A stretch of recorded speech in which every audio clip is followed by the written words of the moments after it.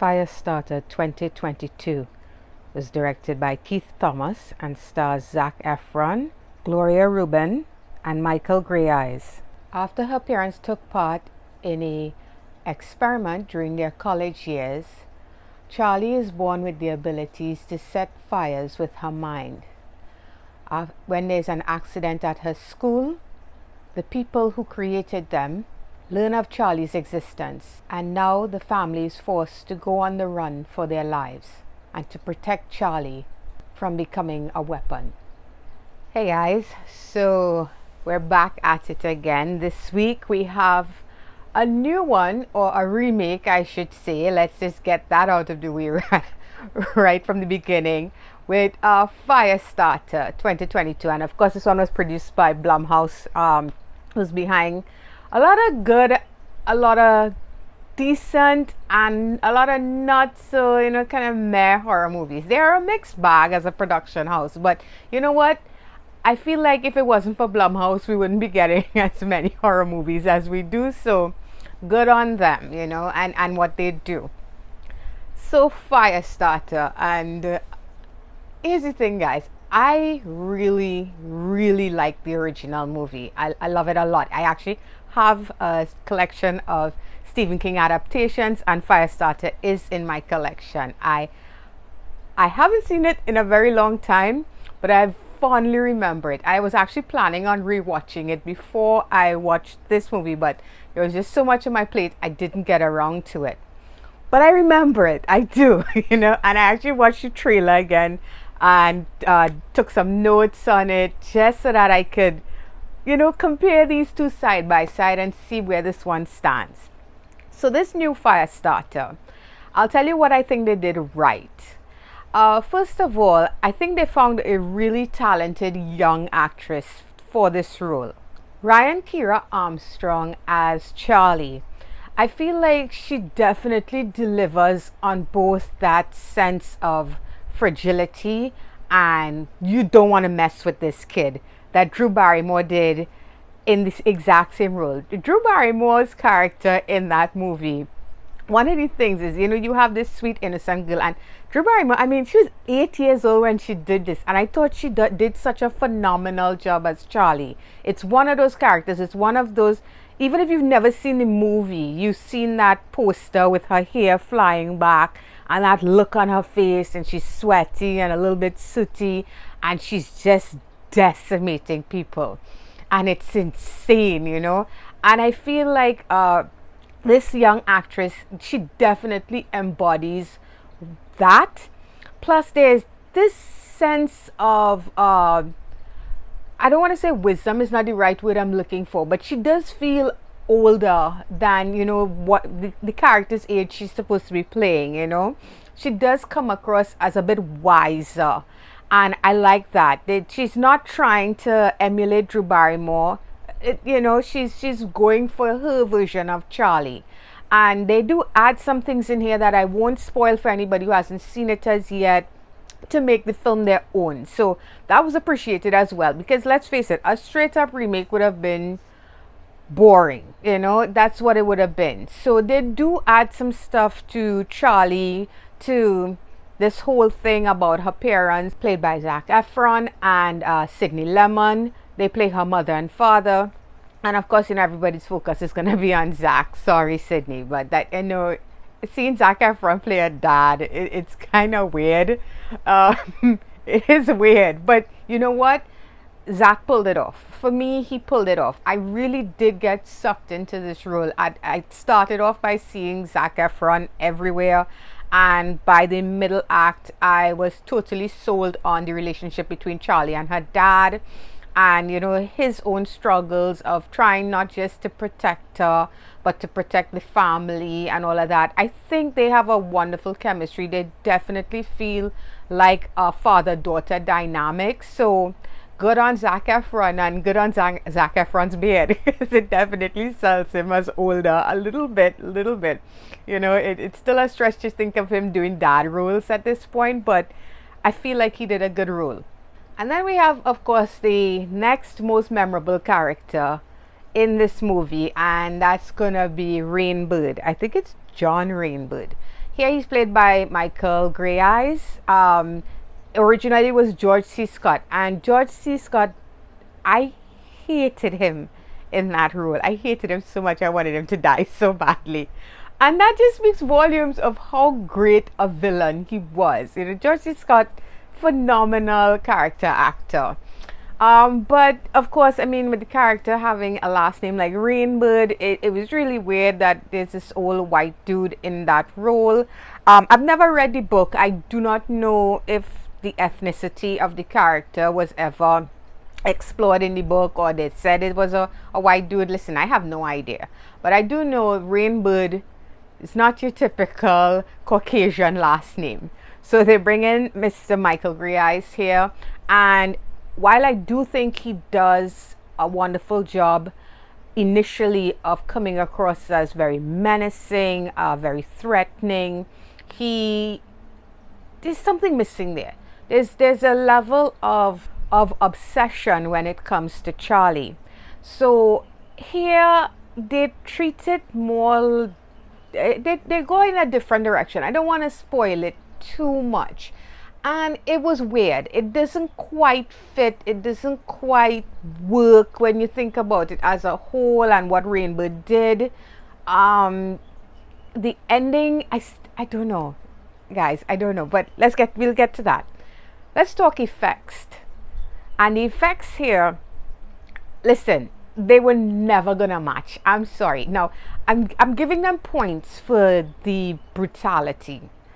This movie was a lot darker than I expected it to be. You know, they did certain things here with burns that I was like, whoa, I did not expect them to go in that direction. Especially there was one with an animal involved, and that's not something that people, you know, normally do. So, you know, I get it. They were going for that kind of hard R when it comes to that stuff. But the original was all practical effects, people. I mean, it blows my mind when I look back and I think of what must have gone into putting that together. There are scenes where Charlie is telekinetically pelting fireballs at people. So how do you do that with real fire? And they did it.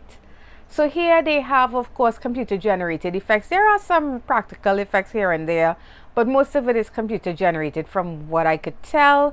And it's fine, you know, but you don't feel that impact the way you would with practical effects, and you never will. So winner chicken dinner goes to the original. You cannot beat what they pulled off in that movie. Oh my god, so many people must have gotten accidentally burnt, but thank god no tragedies came out of that. And then the overall story. Now I have to give this new one, the remake, props.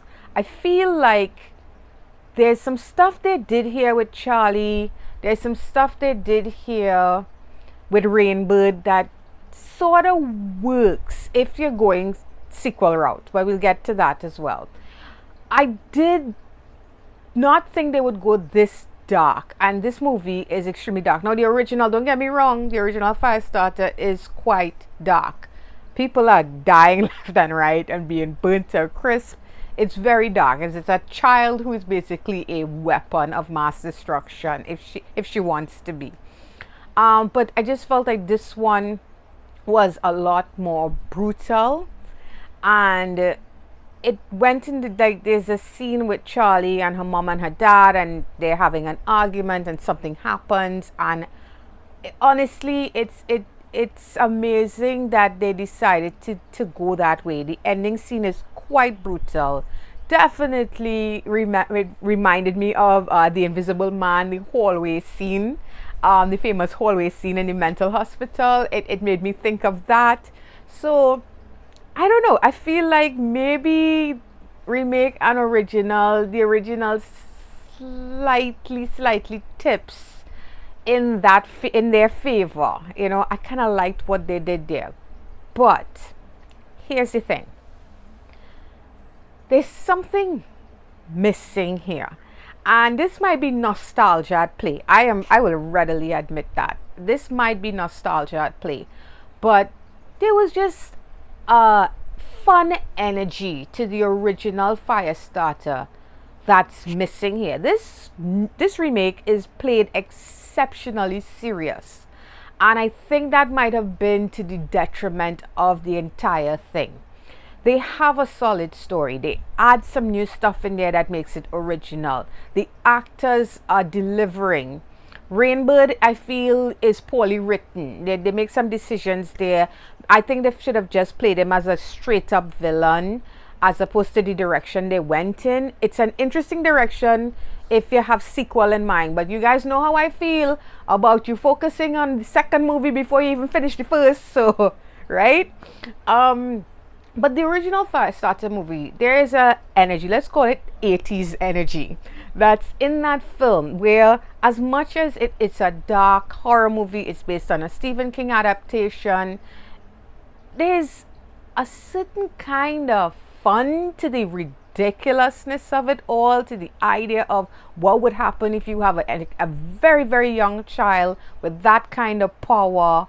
You know, there is some dark humor to be found in that original that is really missing in this movie. This movie could have done with a couple, just like a couple of dark humor. Sorry, I thought I was going to belch. Dark humor, twisted moments to just kind of even things out. What we're left with instead is a straight up, you watch this movie and you don't feel happy about anything that you're seeing. It's just a dark, depressing horror movie, you know. And so if that's what they were going for, okay, good, they win. If not, I'm sorry, Firestarter the original still holds the crown. So that said, the original Firestarter for me, listen, as a kid, I would have told you that movie is a straight up like 8 out of 10. I'm being ridiculous. With a more critical eye, the original Firestarter for me would be like a 6 and a 6 or a 6.5 out of 10. So I'm giving Blumhouse Firestarter 2022 a 5.5 out of 10. I don't think it's a terrible movie. I feel like there is some really good stuff in here, and I think it might catch a lot of people off guard with how dark they go with what happens here. I think the young actress is incredible in the role. I feel like Zac Efron pulled it off playing that daddy role, but the main villain was utterly forgettable. Oh my god, I didn't even mention her because I'm sorry, she was as one note as they come. We do get some cool Easter eggs here and there, so if you're a Firestarter fan, look out for those.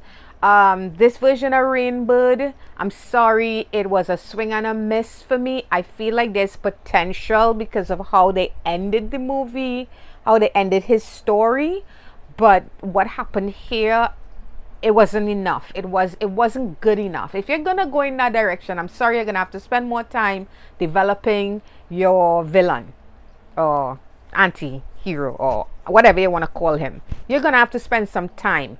If all your time is being spent on just the family and then you pop him in to do horrible things and then you give me that ending, you're gonna lose points. So Firestarter 2022 gets a 5.5 out of 10, and that's it. This went longer than I thought because I didn't realize I had that much to say about this movie. If you have thoughts on this movie, please let me know. Which one is your favorite? Original, remake? You've never seen the original, now you want to. Let me know how you feel about it. And if you liked this video, then thank you, and feel free to hit that thumbs up button. It's much appreciated. If you're new and you'd like to subscribe to my channel, you can click on my face when it pops up right about there, and you can check out past reviews. There's some Blumhouse stuff in there. It's all good. So until the next one, guys, bye bye.